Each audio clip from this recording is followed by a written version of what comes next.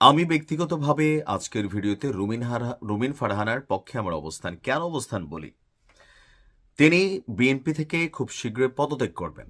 পদত্যাগ করে তিনি তার যে নির্বাচনী আসন, যে আসনটা তাকে না দিয়ে জোটের কারণে আপনার আহ, বাংলাদেশ জমিয়তে ইসলাম, সম্ভবত জমিয়তে উলামার সঙ্গে যে আসন সমঝোতা করেছে বিএনপি, ব্রাহ্মণবাড়িয়া ২, সরাইল, আশুগঞ্জ এবং বিজয়নগরের এই আসনটিতে জমিয়তে ওলামা বা কি বলে জমিয়তে ওলামা, জি, এখানের যিনি কি বলা হয় যে প্রার্থী আছেন এই দলটির পক্ষ থেকে, তাকে যখন মনোনয়ন দেওয়া হয়েছে অথবা এই আসনটাতে জুনায়েদ আল হাবিবকে নির্বাচন করার সুযোগ করে দিচ্ছে বিএনপি, ঠিক তখনই রুমিন ফারহানা যে সিদ্ধান্ত নিয়েছেন, এই সিদ্ধান্ত শতভাগ যৌক্তিক। কেন বলি যৌক্তিক?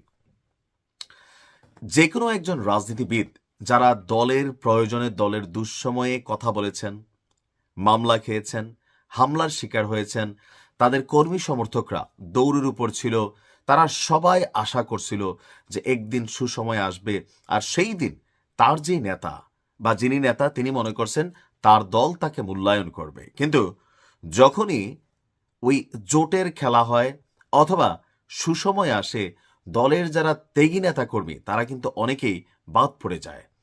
বিএনপির জন্য ১৭ বছর যারা কথা বলেছেন, মামলা হামলার শিকার হয়েছেন, বিভিন্নভাবে তাদের নেতাকর্মীরা হয়রানি হয়েছেন, এমন অনেক নেতা এখন কিন্তু নমিনেশন পায় নাই।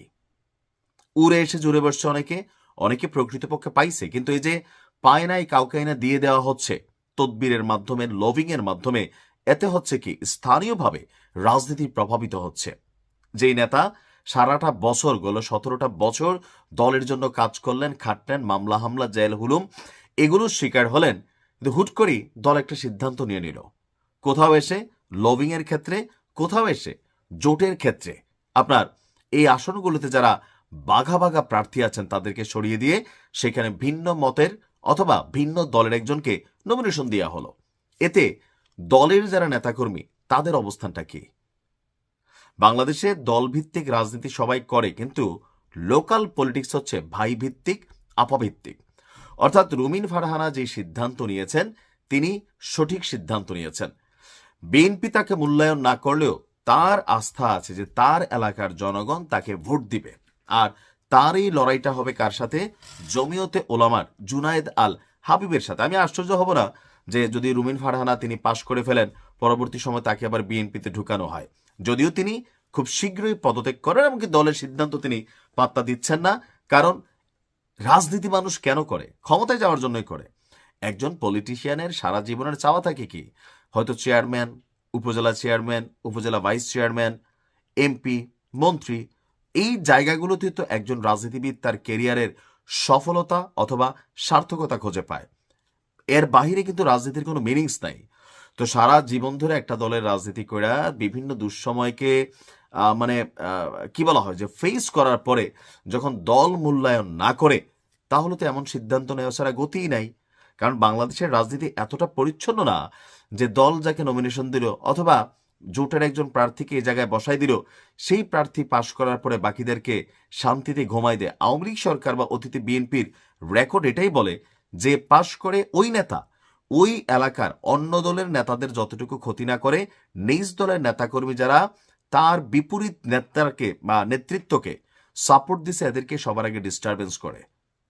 তো রুমিন ফারহানার এই সিদ্ধান্ত সরাসরি বিএনপিকে চ্যালেঞ্জ দেওয়া, রুমিন ফারহানার এই সিদ্ধান্ত তারেক রহমানকে চ্যালেঞ্জ দেওয়া, এই টোটাল সিস্টেমকে চ্যালেঞ্জ করে রুমিন ফারহানা আসলে এই আসন থেকে পাশ করবেন কিনা? আমার ধারণা করবে। কেন করবে বলি, যেহেতু এই আসনে বিএনপি কোনো প্রার্থী দেয় নাই, এমনকি মির্জা ফখরুল ইসলাম খেজুরগাছ জুনায়েদ আল হাবিবের পক্ষে তিনি ভোট চেয়েছেন, কারণ তারা একটা জোটের মধ্যে কানেক্টেড। তো এ এলাকার যারা বিএনপির নেতা কর্মী আছে, উইরা এসা জুইরা বসা জোনায়েদ আল হাবিবকে তারা কিন্তু ভোট দিবে না। তারা যদি ভোট দেয় সেটা ব্যারিস্টার রুমিন ফারহানাকে দিবে, যেহেতু এইখানে বিএনপির কোনো প্রার্থী নেই। সো এই আসনটাতে রুমিন ফারহানা নির্বাচন করার সুযোগ যেহেতু হচ্ছে, সো বিএনপির ভোটগুলো তিনি পাবেন, নন বিএনপি যে ভোটগুলো আছে সেখান থেকে একটা বড় অংশ পাবেন। আবার অনেকে আছেন যে হুজুরতান্ত্রিক, মাওলানাতান্ত্রিক রাজনীতি পছন্দ করে না, তাদের ভোটগুলো রুমিন ফারহানা পাবেন। আর বিএনপির মধ্যে যারা পরিষ্কার পরিচ্ছন্ন রাজনীতিবিদ আছে, দেশের জন্য কথা বলে, জনগণের জন্য কথা বলে, অকুত ভয়, যাদের মধ্যে ডর ভয় কাজ করে না, তাদের মধ্যে রুমিন ফারহানা কিন্তু একজন। আমি আশা করি রুমিন ফারহানাকে ওই এলাকার জনগণ সবাই ভোট দিবেন। এখানে রুমিন ফারহানা বিএনপির না, কিন্তু তিনি এখন স্বতন্ত্র প্রার্থী। আর একজন যোগ্য ব্যক্তিকে নির্বাচিত করা এটা ওই এলাকার জনগণের দায়িত্ব। রুমিন ফারহানা সংসদ যেভাবে কাঁপাইতে পারবেন, আপনার এলাকার জনগণের জন্য যেভাবে বরাদ্দ আনতে পারবেন, আমি জানি না জুনায়েদ আল হাবিব সাহেব তিনি আসলে কতটুকু কিভাবে পারবেন বা আইনের মারপ্যাচ কতটুকু বুঝবেন। বাকি সিদ্ধান্ত আপনাদের। ভালো থাকুন। আসসালামু আলাইকুম।